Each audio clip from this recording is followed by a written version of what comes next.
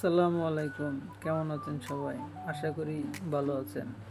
এখন আমি অনেক ভালো রান্না করতে পারি, তাই যখন যেমন চাই তা বানায় খেতেও পারি। ঈদের নামাজ পড়ে আসার পর মনে হলো রুটি খাবো, তাই রুটি বানাতে বসে গেলাম।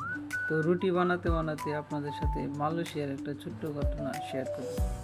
8 বছর আগে যখন প্রথম মালয়েশিয়াতে আসছিলাম, খুব ভালো রান্না করতে পারতাম না। তো আমরা যারা ছিলাম তাদের মধ্যে 8 জন একসাথে খাইতাম। তো এক সপ্তাহ খাওয়ার পরে ছুটির দিন রবিবারে ঘুমিয়েছিলাম। ঘুম থেকে উঠে শুনি যে যার মতো আলাদা হয়ে গেছে। তো আমি কী করবো, তখনই মনে মনে জিদ করলাম, না একা একা খাবো, রান্না করেই খাবো, কারোর সাথে আর খাবো না।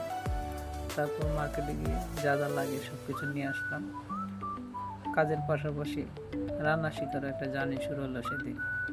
তার কিছুদিন পর দেখা গেল খুব ভালো রান্না করতে শিখে গেছি। এখন 8 বছর পরে যদি আমার রান্নাকে আমাকে রিভিউ দিতে বলা হয়, তাহলে বলবো আমি পৃথিবীর শ্রেষ্ঠ রাঁধুনি। আমি অতটাই ভালো রান্না করি, অন্য মানুষের রান্না খাইই না। এই ছোট্ট প্রবাস জীবনে কি পেলাম কি পেলাম না তার হিসাব হয়তো মিলবে না, কিন্তু একটা হিসাব খুব ভালো মিলবে, সেটা হচ্ছে আমি খুব ভালো রাঁধুনি হয়ে গেছি, খুব ভালো রান্না করতে পারি। এখন আর রান্নার জন্য কারোর উপর নির্ভরশীল হয়ে থাকতে হয় না।